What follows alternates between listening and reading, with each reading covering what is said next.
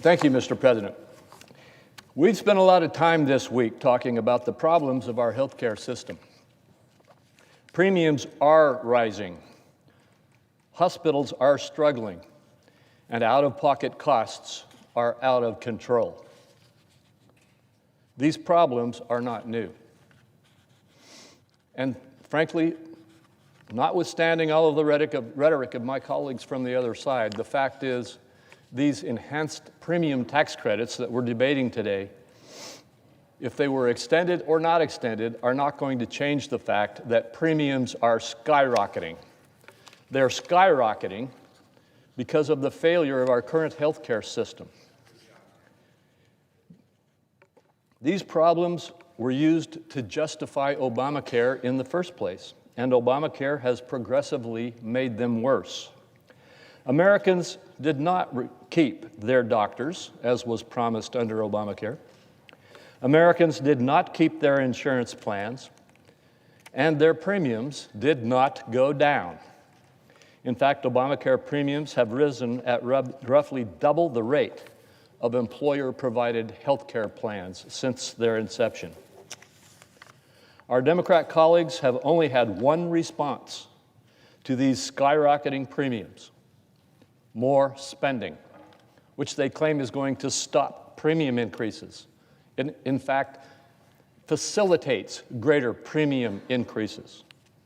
Without ever winning a single Republican vote, they created the Obama premium tax credits, expanded them to all Americans, to Americans of all income levels, and then extended that expansion. These credits did not reduce costs and did not reduce premiums. All they did was shift the cost to taxpayers and help insurance companies to continue to hike premiums higher and higher. Democrats know that Obamacare has failed. They themselves have said so on this floor. But with a deadline quickly approaching again, a deadline that was set by my own Democrat colleagues, they say we have no choice but to extend this failed policy one more time on these premium tax credits. This is a policy they could not even make permanent when they controlled the presidency, the Senate, and the House. Even so, their only offer is more spending. They call their plan a clean extension, a 3-year extension of this program with no reforms, costing hardworking families $83 billion, with tens of billions of dollars going to insurance companies and fraudsters, is anything but clean.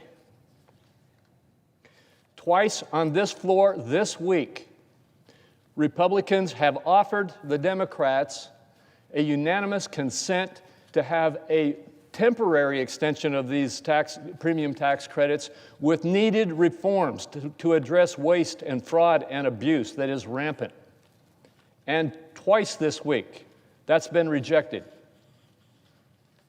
The Government Accountability Office recently uncovered how embarrassingly easy it is to game this Obamacare subsidy system, with the Wall Street Journal calling it a mecca for fraud.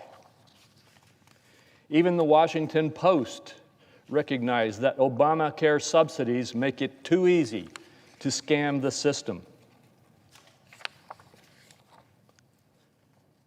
Fortunately, we have another option. Instead of the Minority Leader's $83 billion extension, which would do absolutely nothing to reduce fraud and would keep driving premiums higher, Senator Cassidy and I have offered a fiscally responsible proposal that will reduce premiums, save taxpayers money, and give Americans control over their health care. Our bill provides pre-funded, patient-driven health savings accounts for Americans enrolled in qualified Obamacare bronze and catastrophic plans. Importantly, low-income Americans will still receive subsidies for those Obamacare plans through the permanent portion of the premium tax credit system. Americans who choose this option will have both insurance coverage and help paying for their remaining out-of-pocket costs, all without giving insurance companies a reason to enroll them in plans without their knowledge, as has occurred for years. Our bill also fixes an error in the original design of Obamacare by funding the cost-sharing reductions that it mandated, reducing benchmark premiums by 11%. Let me point that out. That piece of our proposal will reduce premiums by 11%. The minority leader's plan is not going to pass. But if just a few of my Democrat colleagues will join us in voting for our bill, we can put this crisis behind us and lay the groundwork for true reforms.